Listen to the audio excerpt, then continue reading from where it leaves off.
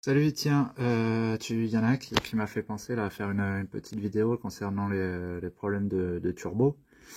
Là, la première image que tu vois, c'est la disposition des flexibles à dépression. Les petites grues de dépression là, qui font, c'est du 3,5 il me semble, ou du 4, mais je crois que c'est du 3,5 en diamètre interne. Donc là, tu vois en numéro 1A, ça c'est ton réservoir d'air. Celui-ci, ça peut arriver qu'il fissure, donc faut pas oublier de le contrôler. Et si tu décides, d'ailleurs, c'est ce que je te conseille en premier quand tu as des problèmes de fonctionnement turbo, c'est de remplacer toutes tes durites. Fais attention au sens. En numéro 1C, tu as ton électrovanne. Tu as les deux petites, une arrivée, une sortie. Regarde bien, celle qui va au réservoir d'air, c'est la première sortie. Tac, tac. La deuxième sortie qui est juste en dessous, elle va à la capsule à dépression. Et celle qui est de l'autre côté du réservoir d'air, elle parle. Oui, elle parle. Elle part le long de ta conduite d'arrivée d'air et elle traverse le dessus de ton moteur ici. Voilà, celle-ci. Et elle vient se connecter sur le distributeur que tu vois ici. Hop. Bon, je vais sûrement faire quelques petites pauses pour ressortir d'autres schémas et te montrer quelques trucs. Donc voilà, donc après, par contre, celle-ci, je le répète, je l'avais déjà dit dans une autre explication. Celle-ci, sur les 330D 204, suivant l'année, il me semble que c'est à partir de 2004, vous ne l'aurez pas parce que c'est un turbo à commande électrique. Et d'ailleurs, petite parenthèse brève sur les turbos électriques, si ça commence à déconner, vous débranchez, bien sûr avec le contact éteint, vous débranchez la prise, vous mettez un spray contact, ou le mieux c'est une graisse de contact, une graisse qui est vraiment prévue pour. Donc voilà, ça c'était pour les turbos à commande électrique. Donc tu remplaces toutes tes durites de dépression. Si tu as un problème au niveau de la géométrie variable, sache qu'il n'y a aucun produit qui existe pour les nettoyer. C'est de la grosse connerie. Le seul moyen de le nettoyer, c'est soit d'ouvrir ton turbo en deux et le démonter, ou soit, si t'as pas de limitation de perf, que t'es pas en mode sécurité par exemple, c'est de rouler au régime. À au moins 3500 tours sur une bonne distance, hein. Tu peux faire 30 à 50 km. Ça va dégrasser toute ta géométrie variable. Donc en fait, c'est ça. À force, tu as de la suie qui s'accumule. Bon, celui-là, il est propre, hein. Je vais te mettre le flash. Tu as de la suie qui s'accumule et tu as les petites aubes qui s'ouvrent et qui se ferment, qui grippent. Donc ton système, il est plus opérationnel. T'as ta couronne qui vient. Bon là, franchement, il n'est pas réglé. C'est vraiment fait à l'arrache. Je l'ai sorti pour vous montrer un peu à quoi ça ressemblait. Entre les deux, je pense que tu as déjà entendu parler du CHRA, C-H-R-A, qu'on peut remplacer également. C'est la partie interne. Par contre, si tu décides de remplacer juste ça, ne néglige pas sur la qualité. Prends pas des premiers prix. Tu vas avoir des belles surprises. Hop, petite mise au point. Voilà à quoi ça ressemble. C'est ça. Celui-là, il était bien cuit. Là, tu as la partie admission. Et là, tu avais la partie échappement. Et en fait, ça pissait l'huile côté échappement. Bon, ça fait un bail que j'avais fait ce turbo là. C'était pas sur mon 330 actuel, c'était sur une autre. Mais tu vois, il n'y avait rien, il n'y avait aucun jeu à l'entrée. Mais par contre, à l'entrée côté admission. Mais par contre, côté échappement, ça pissait dans tous les sens.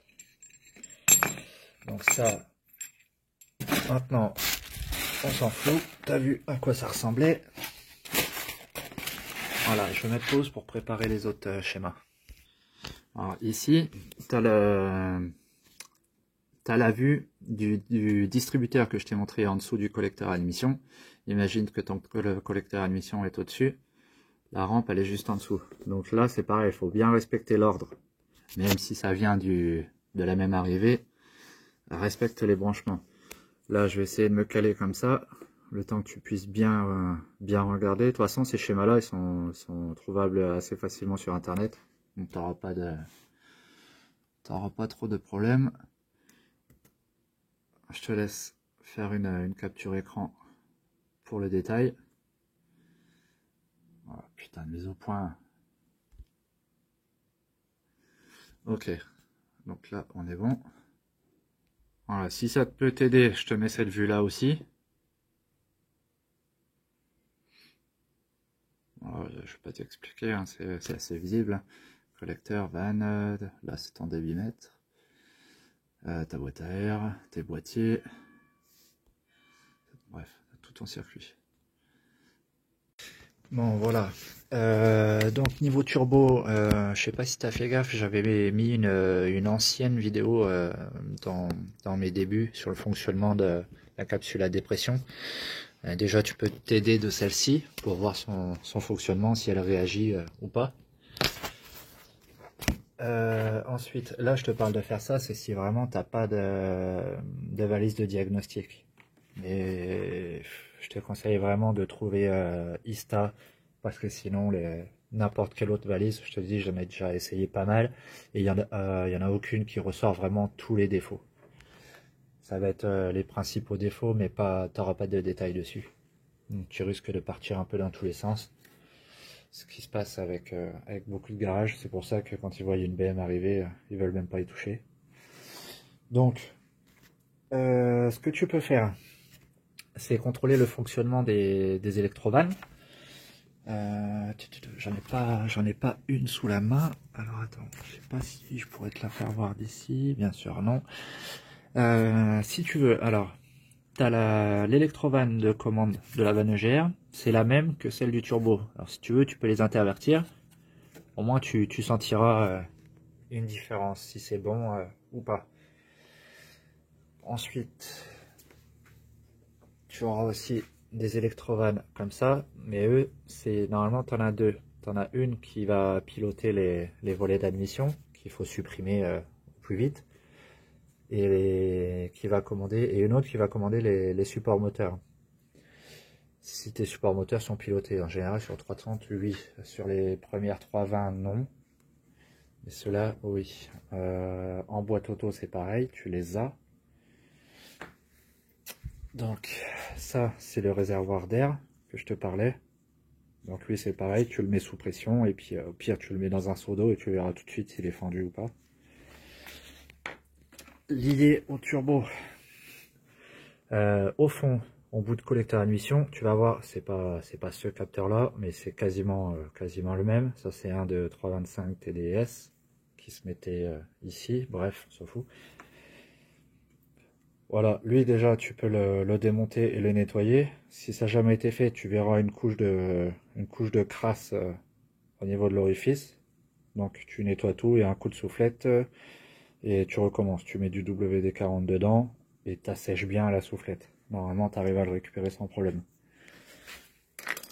Tu peux avoir, bon, j'en ai parlé dans une autre vidéo aussi, le débitmètre. Bon, lui, il est assez facile.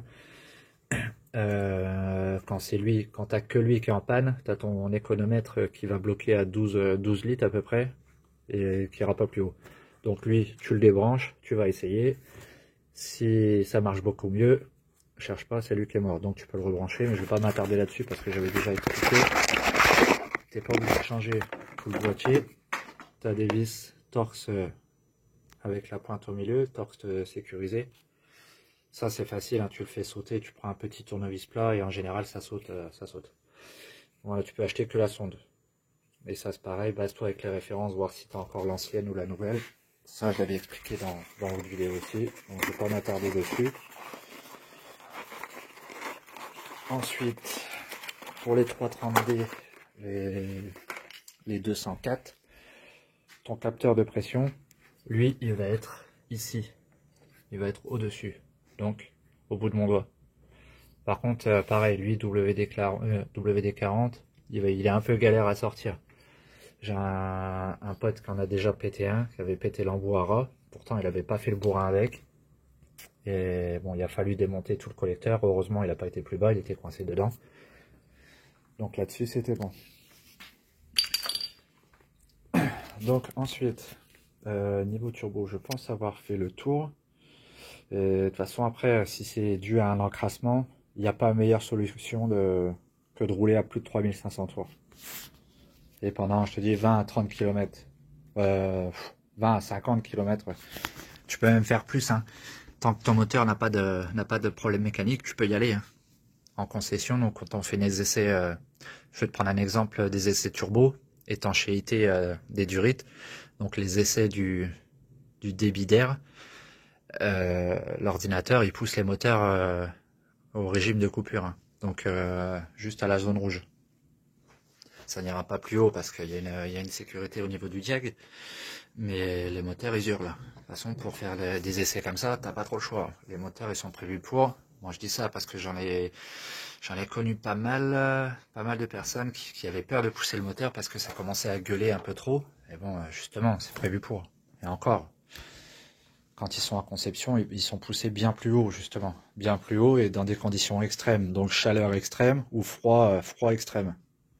Ça va être du plus 50 degrés, par exemple, à du moins 40. Il faut vraiment voir si dans des conditions extrêmes, le moteur va tenir.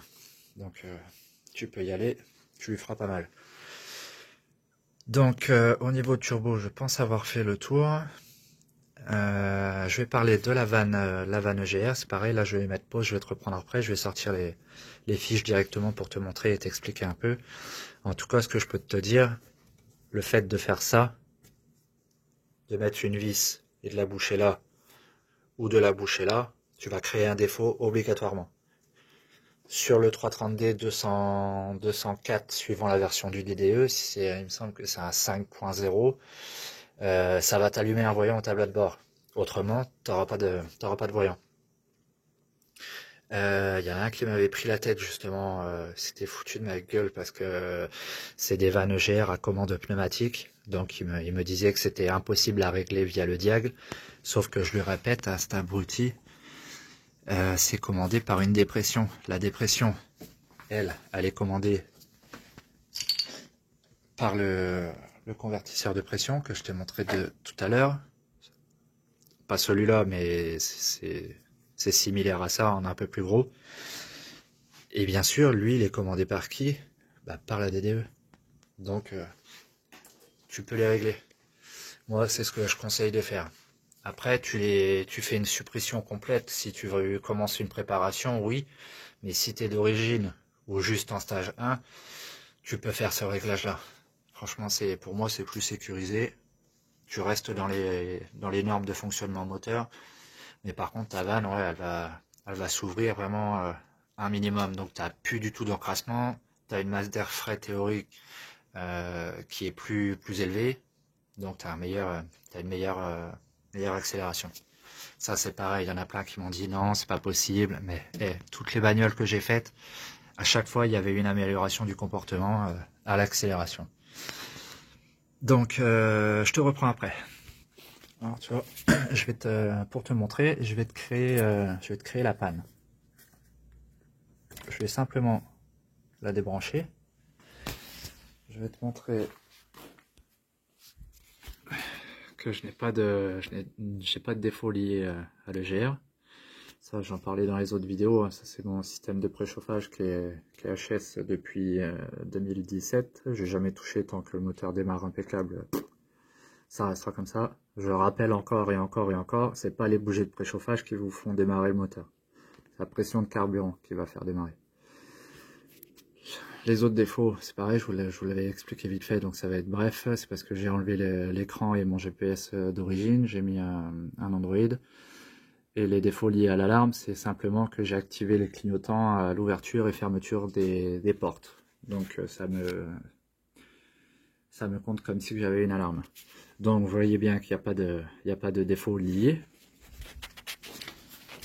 Elle est débranchée.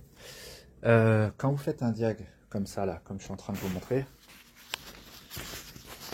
ça, il me semble l'avoir expliqué dans une autre vidéo, c'est une alimentation externe. C'est-à-dire qu'il va alimenter votre véhicule en permanence, il va recharger la batterie. Une fois que la batterie est chargée, il va faire du maintien de charge. Normalement, il est réglé de base à 14,8 volts. Cela, c'est les chargeurs homologués BM. Je l'avais récupéré là-bas, il l'avait cramé et jeté à la poubelle, donc il a été entièrement réparé. Ça vaut à peu près 1500 ou 1600 balles quand même. Donc ça faisait mal au cul de voir ça à la poubelle. Et donc j'ai dû baisser le voltage parce que j'avais fait une reprogrammation, le stage 1 sur la Bienne. Donc j'avais extrait la carto, j'ai envoyé la carto à modifier sur Paris. Ils me l'ont renvoyé et je l'ai réinjecté dans le calculateur. Et donc il me fallait une tension quand même inférieure à 14 volts. Donc par sécurité, il faut ça. Sur E46, quand vous faites des diags assez courts, ça sera pas vraiment nécessaire. Si c'est assez long, il va falloir en mettre un. Et par contre, les propriétaires de série après les E46, par exemple les E90, on a les E60 aussi. Si vous appelez un gars et qu'il compte vous faire un diag sans alimentation, laissez tomber, laissez-le repartir. Parce qu'il va très certainement vous cramer un module. Et c'est surtout le module de plancher, le FRM. C'est celui qui gère les accessoires, donc les phares, les essuie-glaces, les vitres. Si votre véhicule, un jour vous avez ça, vous avez plus de clignotant, plus de phare, plus de lève-vitre, plus de lave-glace, plus de klaxon, c'est qu'en général c'est le module FRM qui est cramé. Et celui-ci, même si vous avez une batterie un peu faible, c'est assez pour faire cramer le boîtier. Ça va créer des micros, comment on va dire, des micro étincelles, et c'est assez pour flinguer ce boîtier là. Et le gars qui va faire le diag, il va vous dire oui bon bah ça a lâché au même moment, c'est pas de ma faute. Mais sachant qu'il n'y a pas d'alimentation, si, ça sera de sa faute. Donc voilà, je vais démarrer un peu. Là, il n'y a pas le défaut. Je vais laisser. Attends, je vais le couper. Je referai une lecture après. Je vais pas mettre pause exprès, donc ça risque d'être un petit peu long. Comme ça, moi, vous verrez qu'il n'y a pas de triche. Parce qu'il y en a beaucoup qui vont vous faire des vidéos et il y a des pauses. Après, tu reprends, il y a une étape qui n'a pas été expliquée, donc on comprend pas, mais en fait... Donc voilà, c'est pour ça que je préfère être le plus clair possible. Donc lui, il va être coupé. Voilà, c'est bon. Je vais couper mon contact. Lui, je vais pouvoir le mettre sur pause, tout simplement. À savoir, la vanne EGR, au-dessus de 2700 tours, la vanne ne fonctionne pas. Elle est complètement fermée. Au-dessus de 700 et en dessous de 600 tours minute, la vanne reste fermée.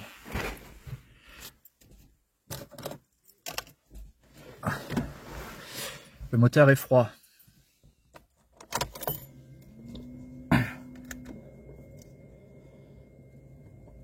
Hop, voilà, 400 000 km dépassés. Moteur froid. Hein. Regarde le démarrage. Voilà.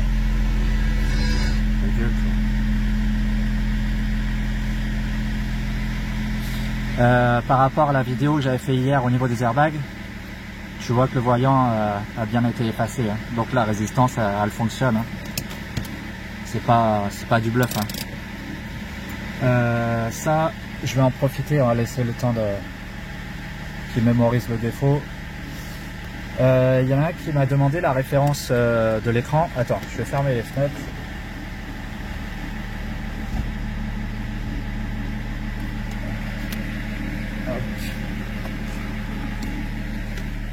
Ces écrans sur AliExpress, franchement vous pouvez y aller, hein. C'est pas le premier que j'achète et c'est pas le premier que je monte à des collègues. Ça doit être le 9e ou le 10e, celui-ci. J'ai jamais été emmerdé. Par contre, vous avez plein de possibilités. Ça va jouer au niveau de la mémoire RAM, de la place. Donc tu as du 64, 128 Go ou même plus haut. De l'ampli qui est intégré. Donc moi j'avais pris le série 6, il est à 170 € et franchement je suis vraiment pas déçu. il rame pas, il répond vachement bien. Il faudra que je mette un logo de démarrage. T'as tout dessus.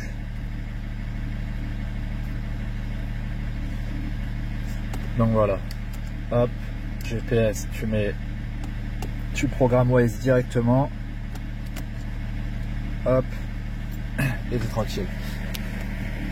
Bon non, là je roule pas, hein. C'est juste que je suis dans le garage, il n'y a pas de signal GPS, j'ai des murs qui font 1,50 m, donc c'est un peu normal.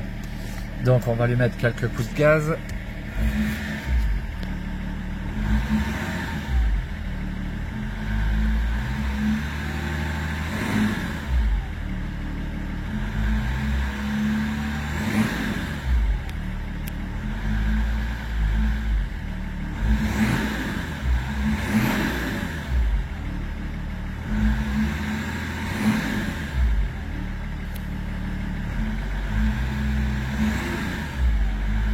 Comme c'est sur cette plage de régime que la vanne EGR joue principalement, normalement je devrais réussir à ressortir le défaut, en espérant que ça soit assez... Si vraiment j'arrive pas à le ressortir, j'irai rouler un peu le prochain coup et je vous le montrerai.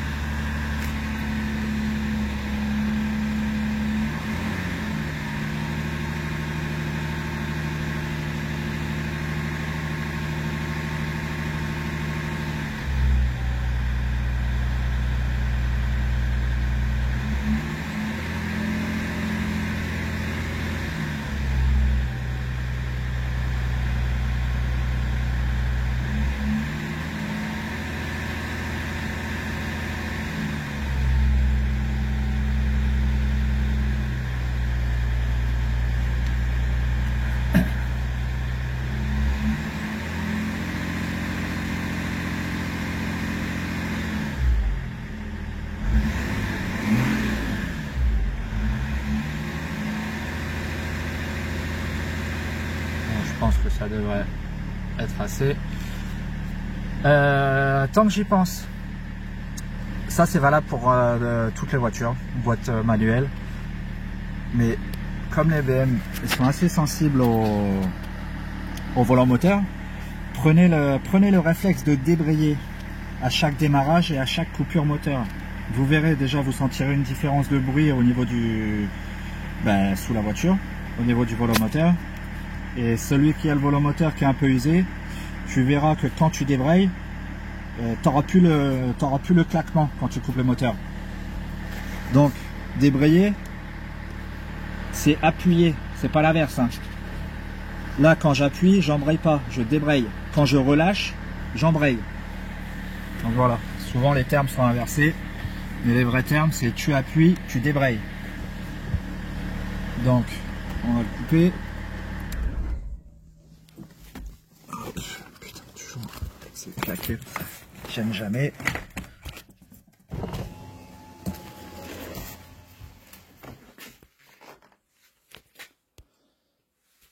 Alors.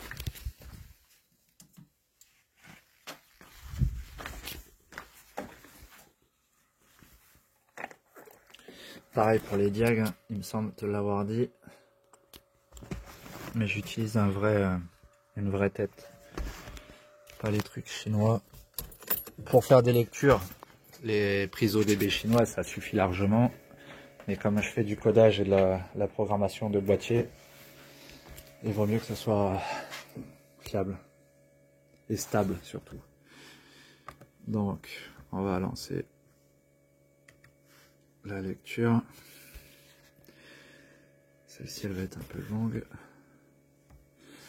Merde, réservé. Attends, faut que je débranche.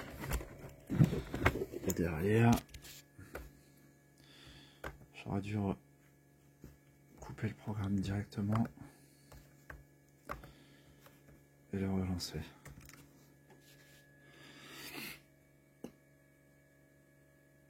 Tu vois, pour les programmations, c'est lui.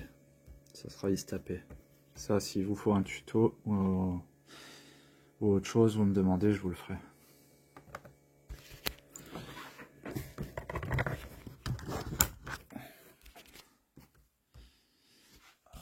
Je vais le débrancher.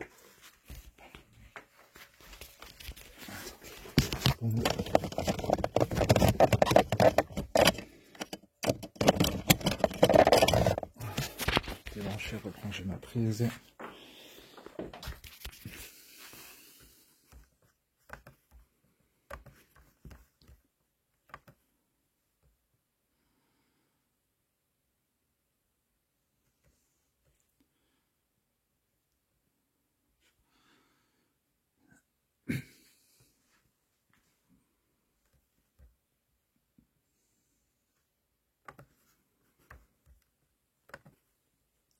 Chiante la mise au point là.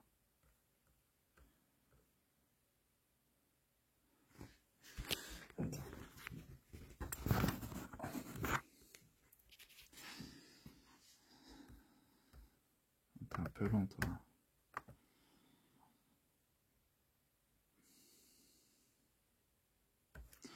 Voilà, free. Donc ça veut dire que la ligne est libre.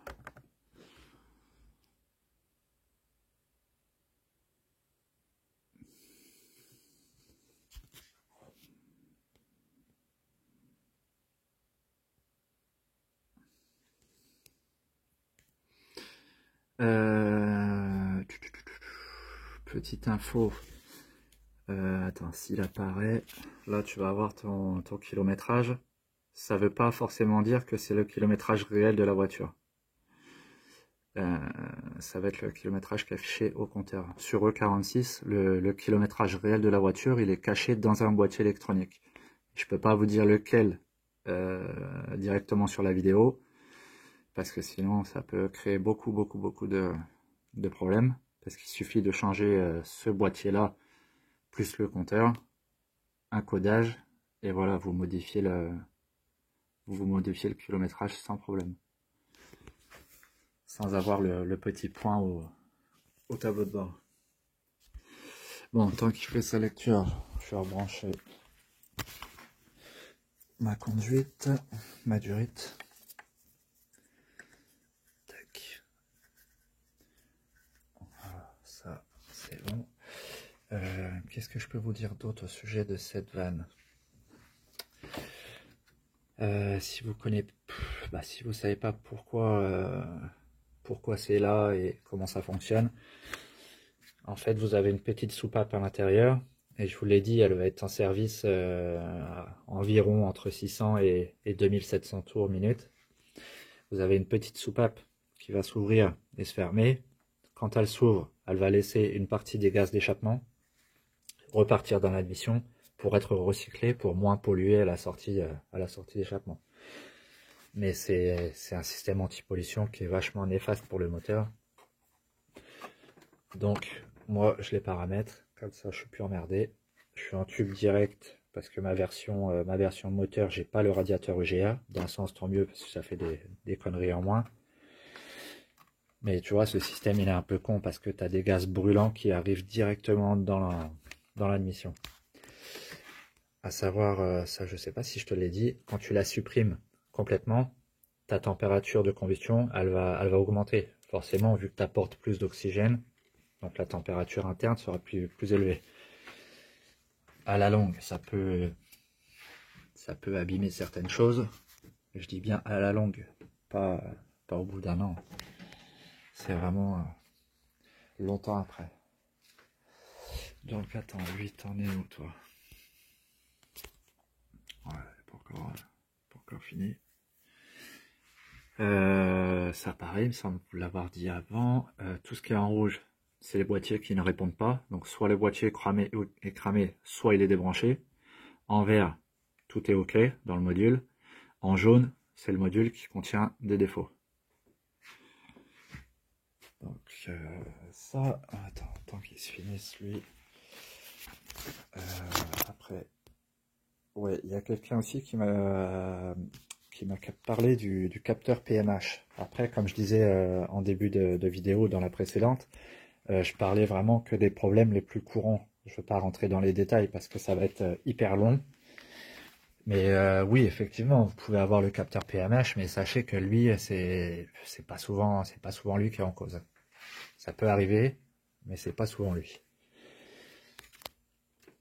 Donc, je suis en train de regarder en même temps si j'avais d'autres choses concernant le turbo. Alors, je crois avoir fait le tour. Attends, lui, on est bon. J'ai toujours 9 défauts, donc à mon avis, il n'a pas enregistré mon défaut. Il faudra que j'aille rouler. Ouais, il faudra que j'aille rouler parce qu'il me l'a pas. Normalement, je te dis, c'est automatique, c'est obligatoire. Hop, hop. Qu'est-ce que je peux te montrer là-dedans?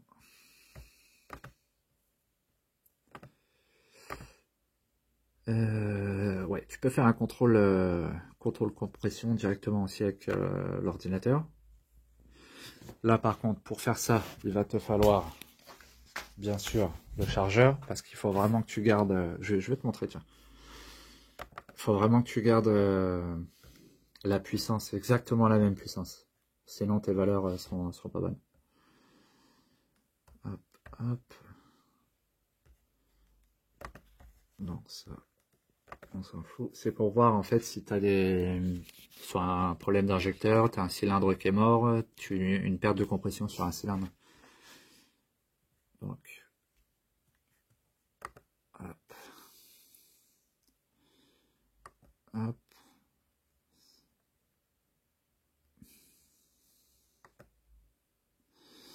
Voilà, il me dit d'actionner maintenant le démarreur. Bon, normalement, à la base, la vidéo, elle n'était pas prévue pour ça.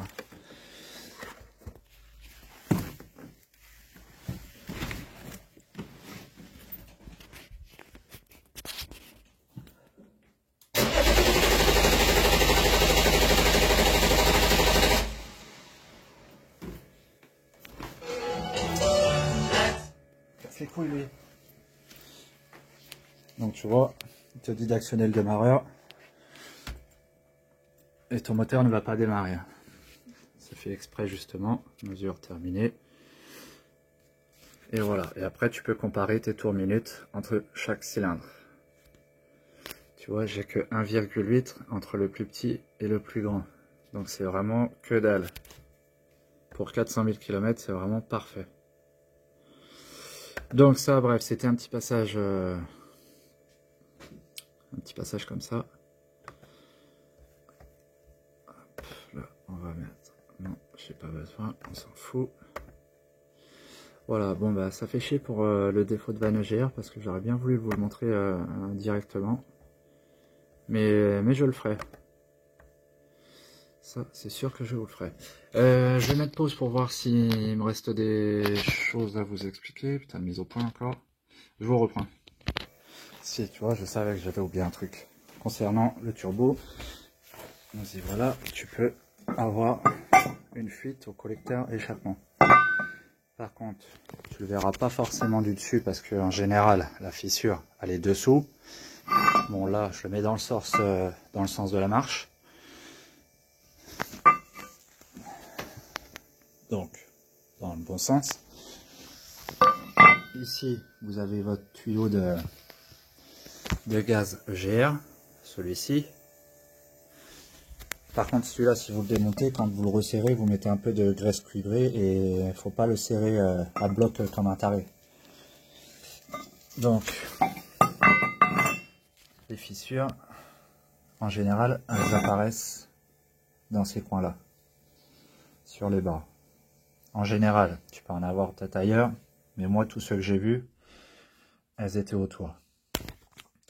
Donc lui, les symptômes, tu vas avoir de la suie, tu vas avoir des traces noires sur le turbo, des odeurs d'échappement dans l'habitacle, surtout quand tu t'arrêtes à un stop ou un feu rouge. Après, les odeurs, ça peut venir, attends, ça peut venir aussi de ta tresse d'échappement. Donc tu contrôles ta tresse, si c'est pas elle. Ça c'est pareil, hein, c'est facile. Hein. Il y en a un qui se met soit en dessous. Par contre, si vous mettez en dessous, c'est chandelle obligatoire. Ne passez pas en dessous même si c'est un cric, un pro, on sait jamais, ça peut lâcher à n'importe quel moment. Et il y en a un qui se met au volant et il démarre. Et là, vous verrez s'il y a une fuite, vous allez le voir tout de suite. Petit coucou à Tanguy. C'est comme ça qu'on a fait, qu'on a trouvé sa panne. J'ai levé, chandelle, je suis passé en dessous. J'ai vu déjà de visu la fissure, mais pour confirmer, je lui ai dit vas-y démarre. Et là, il avait une belle fissure. Et alors que les autres garages, eux, franchement, c'est chapeau. Le bon professionnel qui a fait son diag, il a dit à Tanguy, bah tu prends ta voiture et moi je te suis. Le gars il est resté derrière, il a vu un peu de fumée, il a dit cherche pas, c'est ton turbo qui est mort. Voilà, super. Ah, franchement, lui je crois qu'il a battu le record en fait. Il est même pas passé sous la voiture. Donc en fait il aurait payé un turbo plus la main d'œuvre, donc t'es pas loin de 1000 balles à peu près. Problème non réglé. Donc celui qui sait pas, bah, il paye 1000 balles. Celui qui sait, bah, il paye pas. Il a un turbo tout neuf. Parce que le garage il a l'obligation de résultat. Donc si tu récupères ta voiture et que le problème est toujours là, tout ce qui a été changé, t'as pas lieu de les payer. Si le garage veut rien savoir, si tu as une assurance, une protection juridique, bah, tu les appelles. Si t'en as pas, tu fais un courrier recommandé et tu les menaces d'aller plus loin. C'est comme ça, c'est pas autrement. Le boulot tu le fais bien ou alors tu le fais pas du tout. Donc voilà, ça c'était au sujet du collecteur échappement. Au niveau des symptômes, quand tu as une fissure au collecteur, ton bruit va siffler pas comme d'habitude. Donc celui de Tanguy, on l'entendait partir comme d'habitude, un peu moins entre 1005 et 2000, on entendait que ça commençait à siffler, et vers les 2005, plus rien. Il n'y avait plus de sifflement, rien. La voiture poussait toujours, mais il n'y avait plus de sifflement, c'était vraiment pas normal, comme si le turbo se coupait net. Bah oui, franchement, oui, du coup, il y avait une perte de pression à l'échappement, de contre-pression, et donc, bah voilà, plus de turbo. Donc voilà, au niveau du turbo, c'était ok. Il m'a manqué que ça. Je vais mettre pause, je vais réfléchir à si je te retrouve des trucs et je te reprends.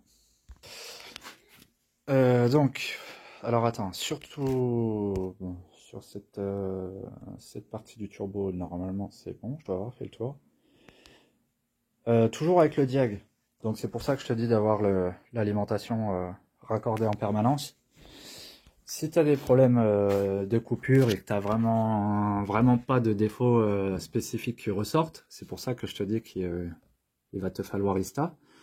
Tu vas pouvoir tester tes valeurs directement. Après, tu peux toujours faire ça, hein. Il existe des appareils pour mesurer les débits. Tu peux prendre des bouteilles, un chronomètre, mais voilà la galère, quoi. Tu vas t'appelles la fonction du boîtier électronique, la DDE.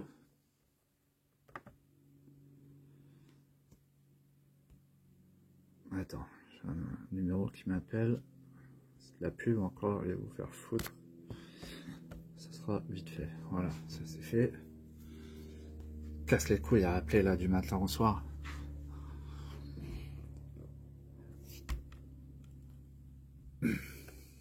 Tu vas dans interrogation des diagnostics.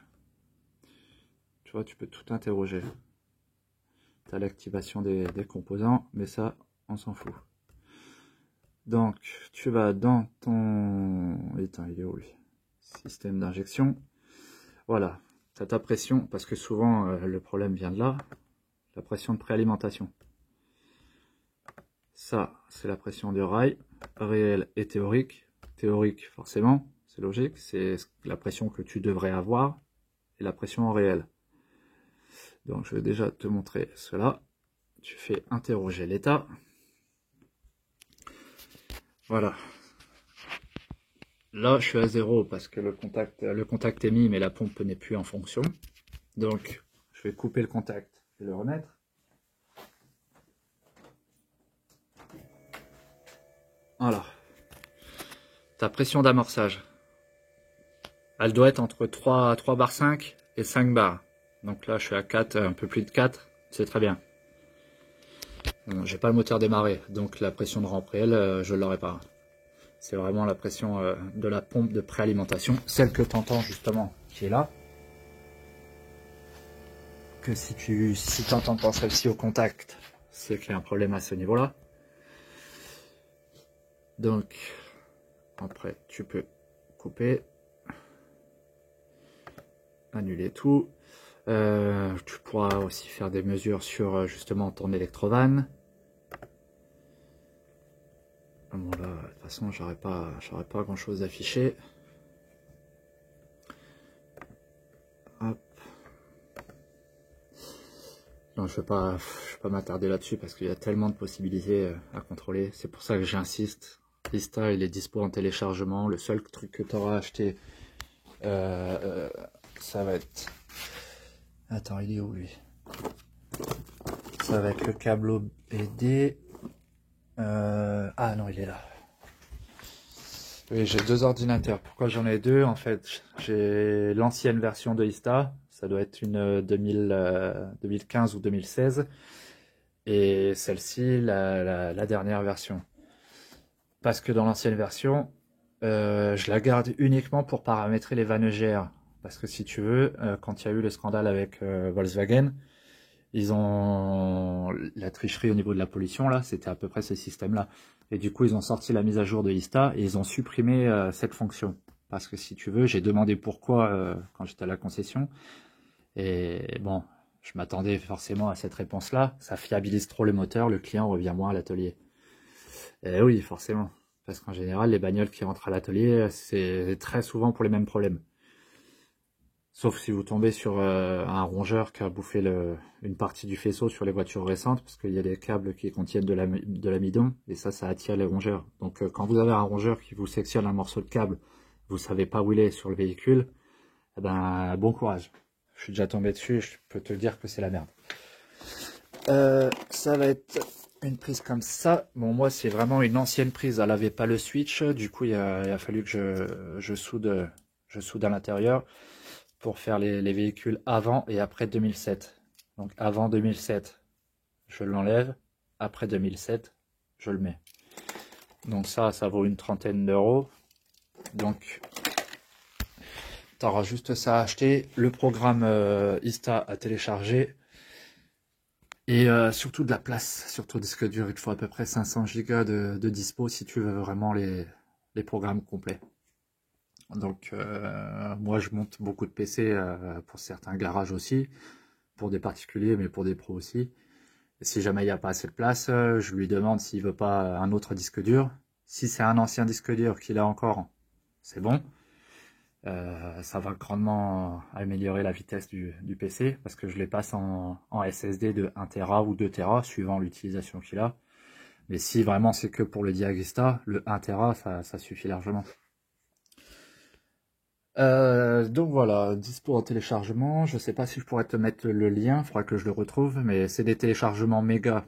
C'est des fichiers compressés. Parce qu'il y en a de plus en plus qui font payer le logiciel, ces enfoirés-là. Mais bon, ça, c'est un autre sujet. Il y a toujours des cons pour raquer les gens. Alors que eux, ils l'ont eu gratuitement. Bref. Je vais mettre pause, je vais boire mon café vite fait et je vais réfléchir s'il y a des autres trucs à te dire. Bon, ben, je cherchais qu'est-ce que je pouvais te montrer d'autre, mais je crois que ça va être bon pour aujourd'hui. Et je rappelle, j'insiste bien, je rentre pas dans les détails si j'ai pas l'occasion de le faire, parce que sinon ça va être que des explications et il va pas y avoir ça va déboucher nulle part. Le top, c'est si j'ai un collègue ou moi-même qui a une grosse panne, à ce moment-là, je vous ferai des explications avec les vidéos et le réglage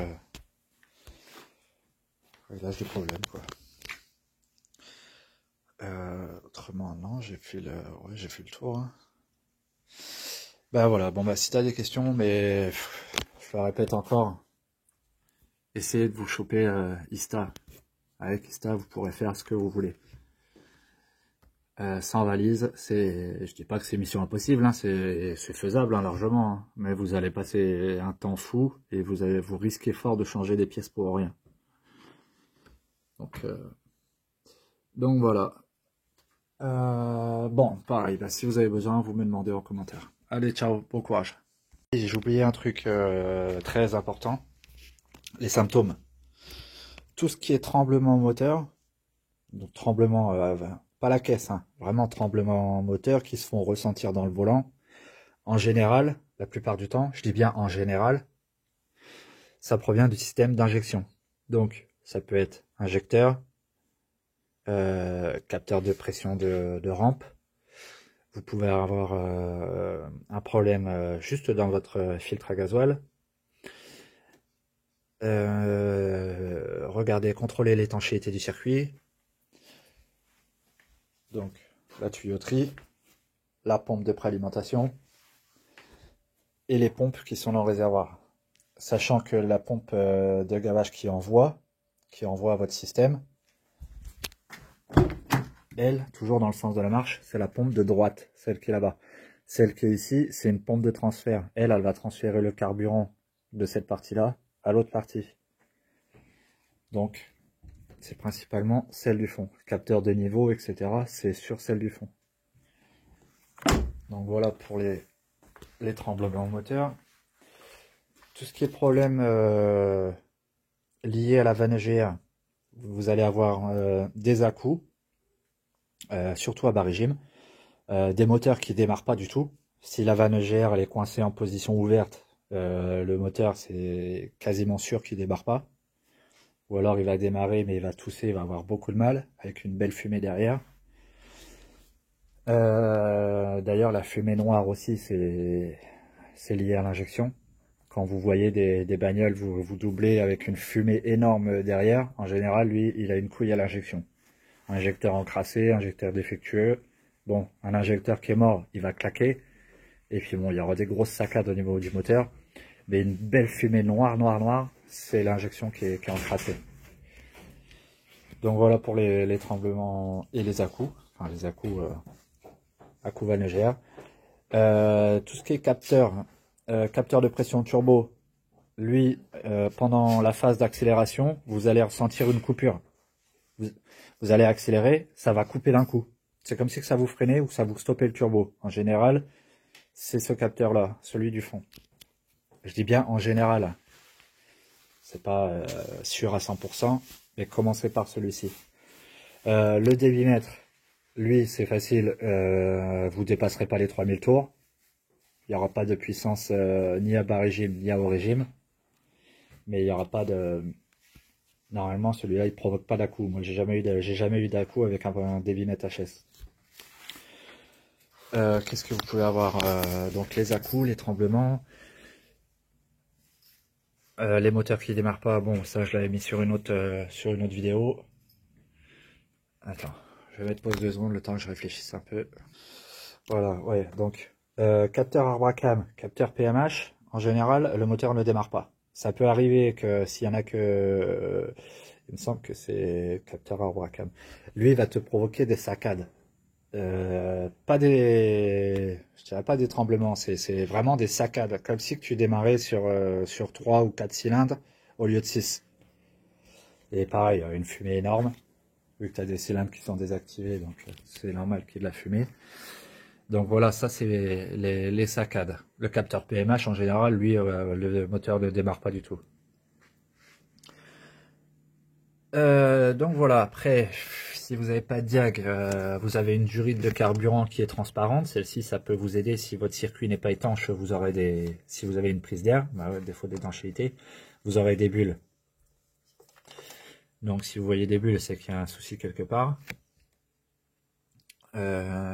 Qu'est-ce que sans diag, après je t'ai dit sans diag tu risques de partir un peu dans tous les sens. Les retours d'injecteurs, même si tu as une fuite, tu n'auras pas de réelles conséquences, à part une fuite et une odeur de gasoil dans l'habitacle. Les retours, je dis bien que c'est cela. À savoir que ça, chez BM, ça se vend pas à l'unité, c'est toute la bande.